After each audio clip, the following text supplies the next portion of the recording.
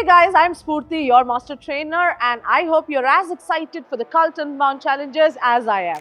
Whether you're here to compete, push yourself, or just have an unforgettable experience, I've got you covered.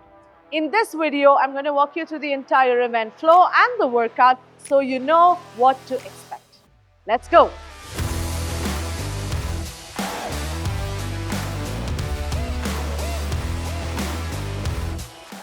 The event is divided into two segments, strength and endurance.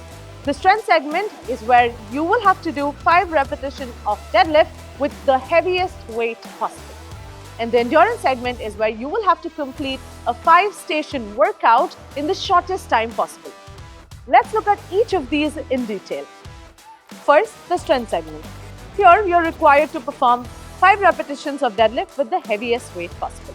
The idea is to pick the weight off the floor and get it to hip level, all 5 repetitions at one go. This can be touch and go reps, which means continuous, or reset reps.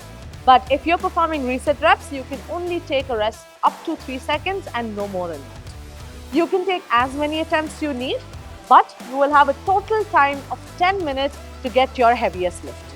And this will include your warm-up time as well. 2 very important points for you to remember. 1. Your hips and knees must lock out at the top of every single rep. And second, your weights must touch the floor with every single rep.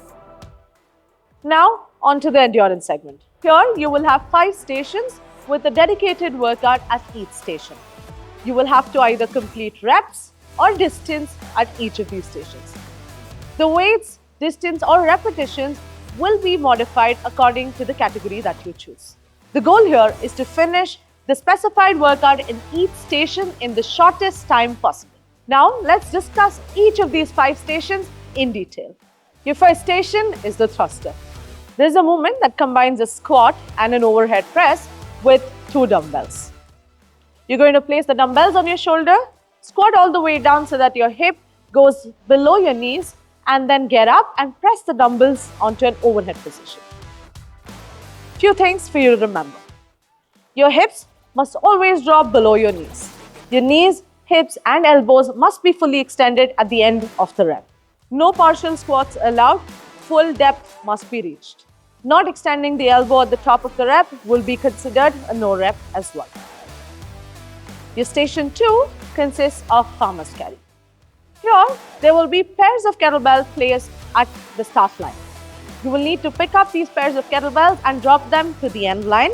And once all the pairs are moved, you will then move them back to the start line again. The pairs of kettlebell and the weights of it will differ basis categories. Now, a few things for you to remember. You cannot pick up 1 kettlebell at a time, it has to be pairs. You cannot hold it on your shoulder, overhead or any other position. They have to be held on your sides with both arms. You cannot take any shortcuts. The lane must be followed. And you need to move all the pairs of kettlebell from the start line to end line before you move them back. The carry distance is 30 feet, which you will do 4 or 6 times depending on your category. For doubles, you may not swap the partners mid-lane. The swap of partners can only happen at the start line. Your station 3 consists of the movement plate push burpees. Now this is a combination of 2 things, a plate push and a burpee. Here's how you'll be performing the movement. There will be a bumper plate that will be placed in front of you. Place both your hands on the plate, jump back and then drop your chest and the entire body on the floor. Now jump forward with both your heels completely on the floor and push the plate forward using your upper body strength. From there, jump straight up and perform a vertical jump. Few points for you to remember while you do this. The chest and the thighs must always touch the floor in the burpee. Also, while you do the vertical jump in the burpee, your feet must take off the floor. When you push the plate forward, your heels must be on the floor and your hands must be on the plate. Lifting of the heels will not be allowed. Similarly, performing incomplete burpees will not be allowed as well. If you deviate from movement standards, you may be asked to restart from either end of the lines. The total distance of the lane is 30 feet and you will push it to and fro the entire lane. In doubles, you may not swap partners mid-rep.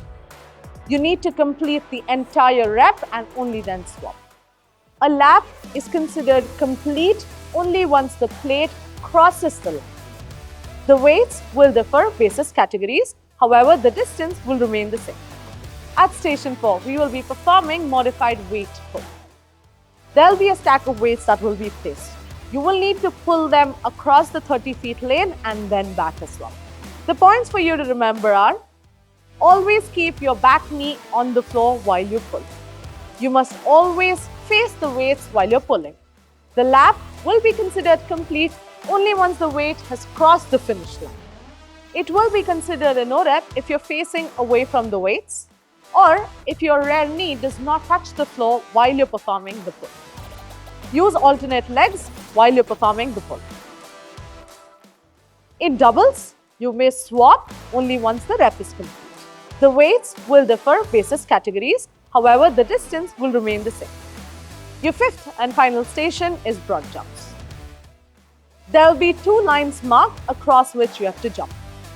To perform the jump, you must take off with both feet and land on both feet. You must be behind the line when you're starting and you must be ahead of the line when you end your jump. You're not allowed to step on the line while you start or finish your reps. You cannot take off or land with one foot. Reps and distance will be modified based on categories. In doubles, both partners have to be on the same side of the line. Well, those were the 5 stations. Now here are some rules and important points for you to remember. Go through the movement standards and the rules. If movement standards are not followed, a no rep will be called by the judge. And you will need to either redo the movement or restart from the point of start again. Judge's call is final. It may also lead to disqualification if movement standards are not followed. Some important points for you to remember. In the strength segment, you will need to complete 5 complete repetitions of the deadlift with the heaviest weight. Only 1 attempt will be counted. However, you can take as many attempts as you need. In the endurance segment, you must complete all the 5 stations for the specified number of reps or distance with the specified weight.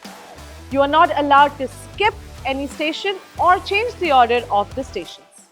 For doubles category participants, in the strength segment, both of you will need to perform the deadlift for 5 repetitions.